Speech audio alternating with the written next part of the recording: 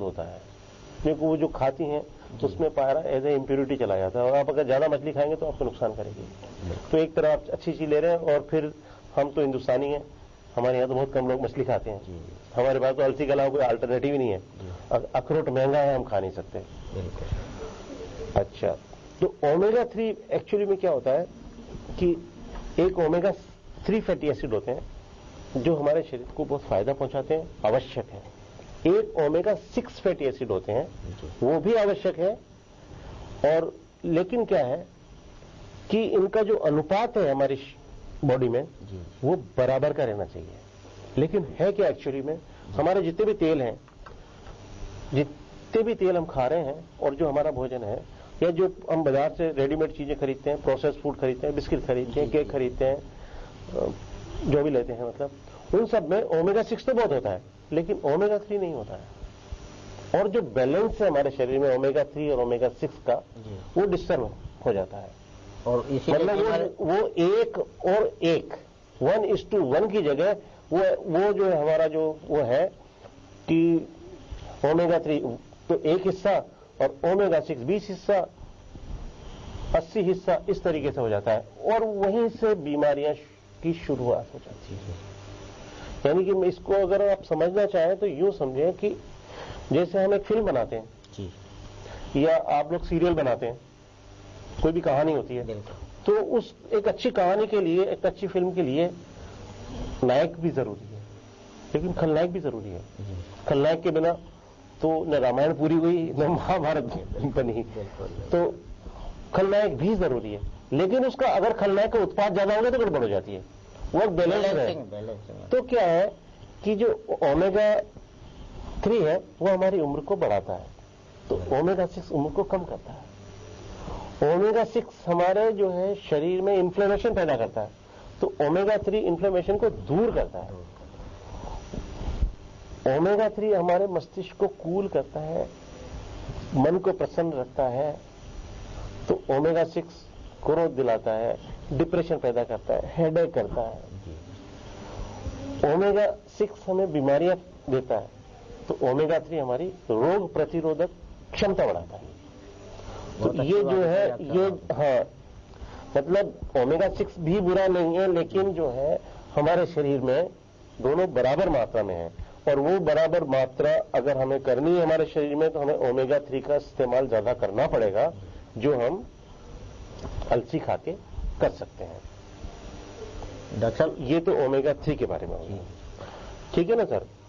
अब जो है मैं लिग्नेंस के बारे में बताता हूँ। लिग्नेंस तो लिग्नेंस क्या है, ये सिंसिनेटी में अमेरिका में एक जगह है, वहां एक मेडिकल चिल्ड्रंस मेडिकल सेंटर है, तो उसमें डॉक्टर केनेथ थे, वो लिग्नेंस पे रिसर्च कर रहे थे। मतलब मैं आपको बताना चाहता हूँ कि इसमें इतना लिग्नेन है कैसे पता चला। तो रिसर्च कर रहे थे, ब्लड सैंपल चेक करते थे, तो एक सैंपल में लिग्नेन बहुत ज्यादा था। उन्होंने सोचा शायद टेस्ट करने में गड़बड़ हो गई, तो उन्होंने दोबारा रिपीट किया, लेकिन वही रीडिंग आ रही थी। तो बाद में उन्होंने पता किया कि ये सैंपल किसका था, उस पे बंदे को बुलाया और उसकी हिस्ट्री ली, तो पता चला, उसने बताया कि मैं जो है मेरी रोटी ब्रेड खुद बनाता हूं और उसमें अलसी मिलाता हूं। तो ये जो लिग्नेन है, ये लिग्नेन क्या करता है बेसिकली, ये एंटी बैक्टीरियल है, एंटी पैरासाइट है, एंटी फंगल है, एंटी वायरल है, यानी एंटी वायरल है और एंटी कैंसर है। बहुत अच्छे। मतलब जो है हांगकांग में स्टडीज हुई हैं कुछ, तो जो एचआईवी बड़ी खतरनाक बीमारी है, जानलेवा बीमारी है, तो उनको भी अलसी का तेल दिया गया, तो जो है उनकी जो वो वायरस है बॉडी में, उनकी मात्रा कम हुई, यानी कि ये एचआईवी में भी फायदा करता है।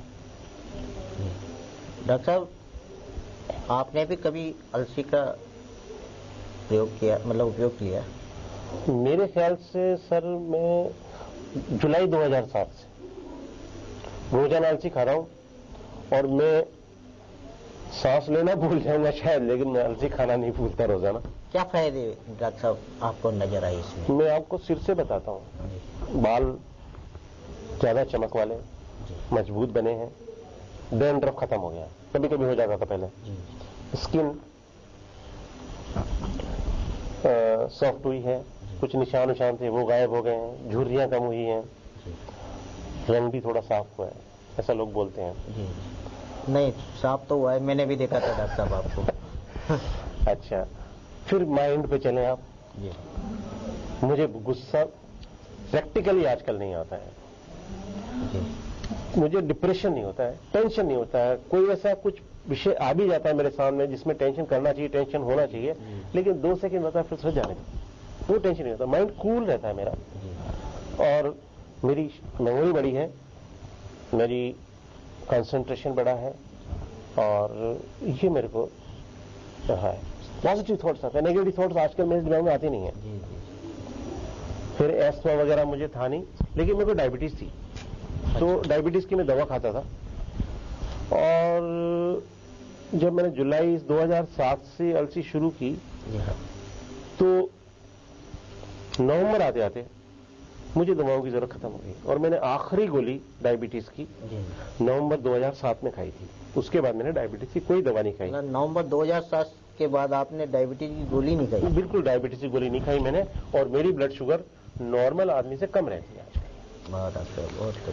मेरा ब्लड प्रेशर था, ब्लड प्रेशर मेरा बिल्कुल नॉर्मल रहता है। हालांकि कभी कभी मैं इसकी गोली खा लेता हूँ, 2-4 दिन में याद आती है तो मैं खा लेता हूँ, लेकिन नहीं खाऊं तो भी मेरा ब्लड प्रेशर नॉर्मल रहता है। लेकिन मेरे फिजिशियन ने कहा कि नहीं, गोली ब्लड प्रेशर की गोली आप खाते रहिए। अच्छा, मेरा वेट भी कम हुआ है, हालांकि उसके लिए मैंने और भी प्रयास किए, जिम भी ज्वाइन किया था। और इससे जो है मेरी जो पल्स रेट है वो 100 के आसपास रहती थी। अलसी खाने के बाद से मेरी ये अभी 68-70 के आसपास रहती है। और जो मेरे पैर के नाखून थे वो इतने ज्यादा खराब थे, मोटे थे कि उनमें नेल कटर घुसता नहीं था, नाखून मेरे पैर के नाखूनों में। और मैंने जो है ये करीब शायद दिसंबर 2007 की बात है, दिसंबर या जनवरी 2008 की, मैं जयपुर गया और वहां मेरे पास, मैंने सोचा पैर के नाखून में काट लेता हूँ। तो जब मैंने काटे तो खट खट खट खट 2 सेकंड में कट गए। आई वॉज सरप्राइज, मैं सोचा ये क्या हो गया। तो कब्जी मुझे कभी रहती नहीं थी, इसलिए मैं वो बता नहीं सकता, एलर्जी मुझे थी नहीं। बाकी स्टेमिना बड़ा है, पावरफुल बड़ी है, थकावट नहीं होती है। मैं आजकल 6 घंटे तक लगातार घूम लेता हूँ, कई बार जिस दिन मेरी इच्छा होती है 6 घंटे तक। और 6 घंटे बाद जब मैं बैठता हूँ या लेटता हूँ तो मुझे थकावट भी महसूस नहीं होती है, हल्की फुल्की होती है। 10 मिनट बाद तो मुझे पता ही नहीं लगता कि मैं 6 घंटे घूम लिया। तो ये जो जबरदस्त चेंजेस हैं ये मुझे आए। फिर मैंने मेरे पेशेंट्स को भी मैं सजेस्ट करता हूँ, और काफी लोग ले रहे हैं, सब लोगों को फायदा हुआ है। लोगों को पाइल्स में फायदा हुआ है, कॉन्स्टिपेशन में फायदा हुआ है, ब्लड प्रेशर में, डायबिटीज में, सब में मेरे पेशेंट्स को फायदा हुआ है।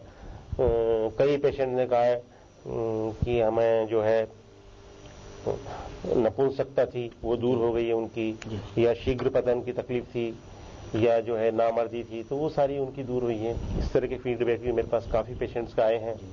और जो है कैंसर के पेशेंट से भी 2-1 पे मैंने ट्रीटमेंट शुरू किया था, लेकिन फिर वो पेशेंट लौट के नहीं आए, पता नहीं क्या हुआ। तो उसके बारे में मैं अभी स्टडीज करना चाहता हूँ कैंसर पेशेंट्स के ऊपर। और डॉक्टर साहब क्या सुझाव देना चाहेंगे आप दर्शकों को अलसी के बाद? सबसे पहले तो मैं जो है